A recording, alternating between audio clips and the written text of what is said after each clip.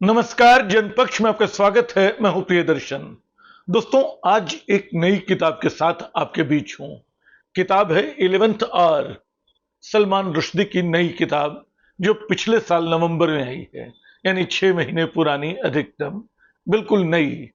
दरअसल लगातार इधर सलमान रुश्दी जैसे कलम छोड़ने को तैयार नहीं है। 2022 में जब उनको चाकू लगा तो वो एक सिहराने वाला दृश्य था। हम सब अवाक थे कि अब इस लेखक का क्या होगा। लेकिन चाकू मारने वाले ने ये नहीं सोचा था कि उसके हमले से, उसके वार से सलमान रुश्दी के जिस्म से जितना खून निकलेगा, उनकी रूह से उससे कहीं ज्यादा शब्द फूटेंगे, शब्दों का फव्वारा निकलेगा।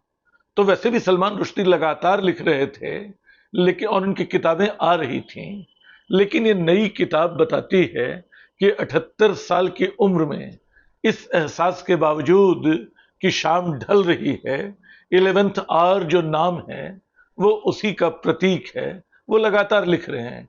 11th आवर असल में न्यू टेस्टामेंट से लिया गया शब्द है, मुहावरा है, बहुत प्रचलित, हम सब इसका अर्थ जानते हैं। लेकिन मैं बता दूं कि जो गॉस्पेल ऑफ मैथ्यूज है, उसमें एक कहानी है, parable of workers in the vineyard. इसमें 11th आवर्स का जिक्र आता है, यानी काम के घंटे खत्म हो गए हैं, बिल्कुल आखिरी समय में जो निपटाया जाने वाला काम है वो 11th आवर है, जिसमें ये काम निपटाया जाना है। तो सलमान रुश्दी ने भी जो नाम चुना है अपने लिए, वो 11th आवर नाम चुना है। और इस किताब में उनकी 2 कहानियां और 3 उपन्यासिकाएं हैं। एक कहानी बहुत पुरानी है, इन द साउथ, शायद 2009 के आसपास प्रकाशित थी, लेकिन बाकी कहानियां शायद या उपन्यासिकाएं इधर के दिनों की ही लगती हैं। 3 करीब 100 पृष्ठों के आसपास की, या 50 से 100 पृष्ठों के आसपास की 3 उपन्यासिकाएं हैं। स्वीकार करूं कि जो पहली कहानी थी, इन द साउथ, मैं उसमें निराश हो रहा था। सलमान रुश्दी का जादू तो दिखाई पड़ता है, लेकिन लग रहा था कि कहीं सलमान रुश्दी ने कुछ हड़बड़ी में लिखा है। ऐसा नहीं कि वो चाकू लगने के बाद जल्दी में कुछ लिख गए हों। वो पुरानी कहानी है। 2 बूढ़े हैं, आपस में लड़ते झगड़ते भी हैं, लेकिन दोनों का एक दूसरे के बिना काम नहीं चलता है। पेंशन भी लेने जाते हैं तो बिल्कुल अलग अलग ढंग से।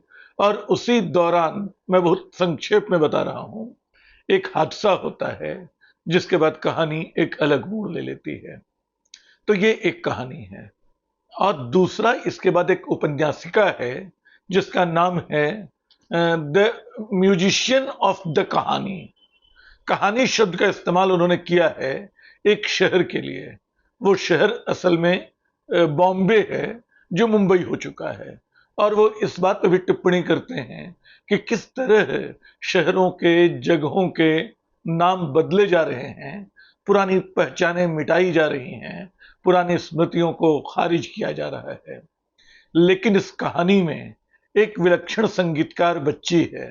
एक परिवार है, पति पत्नी, पति प्रोफेसर रहा, पत्नी जो है वो उससे मिलती है। शादी के बाद ये जो बच्ची होती है वो विलक्षण संगीतकार है। वो अपने संगीत से तरह तरह के करिश्मे कर डालती है। पति जो है एक ऐसे सन्यासी के चक्कर में फंसता है जो ज्ञान तो खूब देता है। मतलब वो कहानी पूरी की पूरी है हमारे समय का वृत्तांत, बिना इसका जिक्र किए। उसमें जो बहुत भव्य किस्म की शादियां हिंदुस्तान में इन दिनों सबसे अमीर घरों में होती हैं, उनका जिक्र है। उसकी जो फुहड़ता और अश्लीलता होती है, वो बिना कहे इस कहानी में आ जाती है। वो ढेर सारे गुरु जो तरह तरह के पाखंड से जीवन को अपने ढंग से रचते हैं और अपने चारों तरफ एक शिष्य मंडली तैयार कर लेते हैं, उनका जिक्र है। और इन सब के बीच संगीत की, सुरों की लगभग अविश्वसनीय सी ताकत है। और कई दिलचस्प प्रसंग हैं। जैसे जो साधु है वो बताता है कि 3 चीजें जीवन में छोड़ देनी चाहिए। जैसे एक चीज तो पैसे का मोह है, लेकिन पैसे का मोह बना रहता है। शायद जीवन का मोह भी उसमें शामिल है। तो इस तरह की 3 चीजों की बात करता है। एक प्रोफेसर को जो बहुत ही अपने ढंग से बहुत बौद्धिक और बहुत तेजस्वी है, उसको वो अपनी ओर खींच लेता है। इस हद तक कि वो आदमी अपना घर छोड़कर उसके पीछे हो लेता है।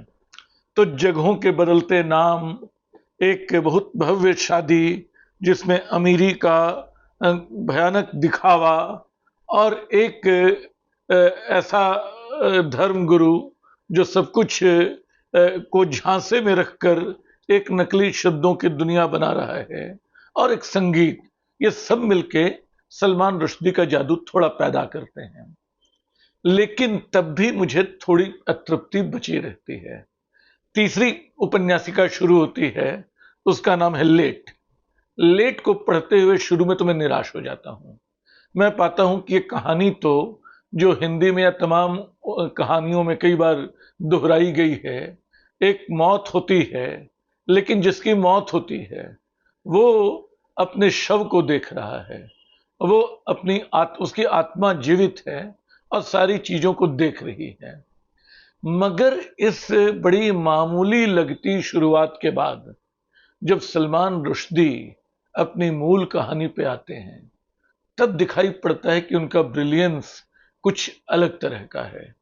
और इसके बाद जो कहानी ओक्लाहोमा उसका नाम है, ओक्लाहोमा, ओक्लाहोमा नाम की एक और लंबी कहानी, फिर उपन्यासिका, जिसमें काफका के नायक कार्ल का जिक्र है, जो अमेरिका नाम के उनके अधूरे उपन्यास का नायक है।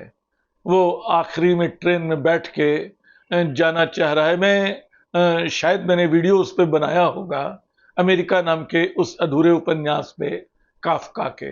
उसमें कार्ल जो है वो जा रहा है ओक्लाहोमा की ओर, और उपन्यास अचानक रुक जाता है। अब यहाँ एक लेखक है जो थोड़ी शोहरत हासिल कर रहा है। वो अपने से एक सीनियर राइटर के घर जाता है, और वो सीनियर राइटर काफका की उस कहानी में खोया हुआ है। ये पूछता है कि आप उसको पूरा क्यों नहीं करते। काफका का कितना गहरा असर है, मैं इसको पढ़ते हुए सोच रहा था। खैर, वो आदमी बोलता है कि नहीं, काफका ने जो ब्रिलियंस है, काफका की जो प्रतिभा है, उसकी कोई बराबरी नहीं हो सकती। काफका अपनी किताब को, अपने किरदार को कहां ले जाना चाहता मैं नहीं जानता हूं। लेकिन वो लेखक अपने लिए काफका के किरदार की नियति ही चुनता है। वो अचानक गुम हो जाता है, डिसअपीयर हो जाता है। इसके साथ ही जैसे एक नई कहानी शुरू होती है। इस कहानी में मैं ईमानदारी से स्वीकार करूं, सलमान रुश्दी ब्रिलियंट दिखाई पड़ते हैं। जिस तरह वो चीजों को बुनते हैं, जिस तरह भाषा रचते हैं, जिस तरह उसके भीतर बहुत सारे तानाशाह कैसे शब्दों का गलत इस्तेमाल करते हैं, कैसे वो शब्दों के अर्थ बिल्कुल बदल डालते हैं, और कैसे उनका खेल चलता रहता है भाषा को नष्ट करके। इसका जो विवरण इसमें है वो तो मतलब ऐसा है कि जिसको आप बार बार पढ़ना चाहें। मैं खोजने की कोशिश करता हूं, अगर तत्काल मुझे मिल जाए तो मैं कोशिश करूंगा कि वो मैं उसको आपको दिखा सकूं, लेकिन यहाँ वो मुझे दिखाई नहीं पड़ रहा है दरअसल। खैर, तो आप इस किताब को पढ़ेंगे तो आपको शायद वो मिल जाएगा। और इसमें जो बातें हैं उनको पढ़ते हुए अचानक आपको लगेगा कि आप अपने दौर को भी देख रहे हैं, आप अपने दौर को भी पहचान रहे हैं। सलमान रुश्दी बिना कुछ कहे भाषा के अनाचार को, तानाशाहों के खेल को वो उजागर कर देता है। यहाँ जो है उसका कोई जवाब नहीं है। यहाँ वो पाता है कि और शब्दों के जो नए अर्थ होते हैं वो सब खोजता हुआ आखिरी कहानी जो इसमें है ओक्लाहोमा के बाद की the old man in the piazza. यहाँ एक बूढ़ा है जो तमाम उम्र एक चौराहे पे बैठा रहता है, लेकिन बिल्कुल आखिरी दिनों में अचानक ये वो चौराहा है जहां शुरू में सब लोग तानाशाह से डरते थे और हर बात पर यस करते थे। उस चौराहे में भाषा भी एक किरदार की तरह एक टूल लेके कहीं किनारे पड़ी रहती है, और उसके बाद वो एक कॉफी हाउस में बैठता है बूढ़ा, वहीं टूल लेके वो भाषा पड़ी रहती है, अपनी उपेक्षा, अपने कमजोर पड़ते जाने पे मायूस होती हुई, लेकिन देखती हुई कि दुनिया किस तरह भाषा विहीन होती जा रही है। वो सती ही होती दुनिया है। यहाँ शुरू में यस बोलने वाले हैं, फिर धीरे धीरे वो शासन खत्म होता है, हर बात पर बहस करने वालों की एक हुजूम निकल पड़ता है जो हर बात पे बहस करते हैं। एक दिन एक पति पत्नी, एक दिलचस्प बात है, आते हैं इसके पास, बूढ़े के पास। वो कहते हैं कि हमारे बीच झगड़ा चल रहा है कि हम कहाँ घूमने जाएं। ये जो जगह बता रहा है वो पास में है और बड़ी प्यारी सी बड़ी अच्छी जगह है, वहाँ सुकून मिलेगा, और दूसरा जो जगह बता रहा है वो दूर है जो थोड़ी खतरनाक भी है, वहाँ एक अलग तरह का रोमांच मिलेगा। तो आप क्या सजेस्ट करते हैं? आप बताइए हमें क्या करना चाहिए। बूढ़ा बताता है कि तुम्हें जाना चाहिए जो शांत, सुरक्षित, प्यारी सी पास की जगह है। वो दोनों थैंक यू करके निकल जाते हैं। लौट कर आते हैं तो बताते हैं, उनको और धन्यवाद देते हैं कि हम तो दूर वाली जगह पे चले गए थे और क्या रोमांच हमने महसूस किया। बूढ़ा कहता है कि मैंने तो तुमको ये सलाह नहीं दी थी। कहा कि यही होता है, हम सलाह लेते हैं और अक्सर उल्टा करते हैं जो सलाह हमें मिलती है, और पाते हैं कि हमें सूट कर रहा है। लेकिन अचानक बूढ़े की ख्याति वहां एक ऐसे शख्स के रूप में होती है जो धीरे धीरे सही और गलत का फैसला करने वाला हो जाता है। उसके पास लोग इकट्ठे होते हैं अपनी समस्या लेके, अपने झगड़े लेके, अब उनको सुलझाता रहता है। कैसे वो फ्रंटियर पार कर जाता है, भाषा वहां देख रही है, वो लगातार कमजोर पड़ रही है, फिर उसको लगता है कि यस और नो का दौर, यस का दौर फिर से लौट रहा है, और ये एक ऐसी दुनिया है जहां विचार करने की जगह निर्णय थोपने की शुरुआत हो रही है। मैं शायद बिल्कुल ठीक से इस कहानी के जितने आशय हैं बता नहीं पा रहा हूं, लेकिन सलमान रुश्दी की ब्रिलियंस क्या है। एक तो जिस जादुई यथार्थवाद, जिस मैजिकल रियलिज्म के लिए हम अपने कई लेखकों को जानते हैं, सलमान रुश्दी उनमें जाहिर सी बात है कि अगर हम 100 ईयर्स ऑफ सॉलिट्यूड देखते हैं या मार्केज के दूसरे उपन्यासों को देखते हैं, तो वहां तो एक अलग सी फ्लाइट दिखती है। लेकिन सलमान रुश्दी के गद्य का उल्लास भी बहुत कमाल का है। वो शब्दों के साथ जिस तरह खेलते हैं, शब्दों के जो नए अर्थ, चुप्पियों के, एक हिस्सा उनका ये है कि उनका जो लेखक है वो मृत्यु को, गुमशुदगी को, सबको एक अलग अर्थ देता जा रहा है। वो उनके कई तरह के आशय उनको पढ़ते हुए जो हम देख नहीं पाते हैं शब्दों के, वो रुश्दी निकाल लेते हैं। रुश्दी की दूसरी खूबी उनकी बहुपठितता है। उनका अध्ययन इतना ज्यादा है कि आप हैरान रह जाते हैं कि इस आदमी को क्या क्या पता है, या किताब लिखने के लिए उसने हो सकता है रिसर्च किया हो।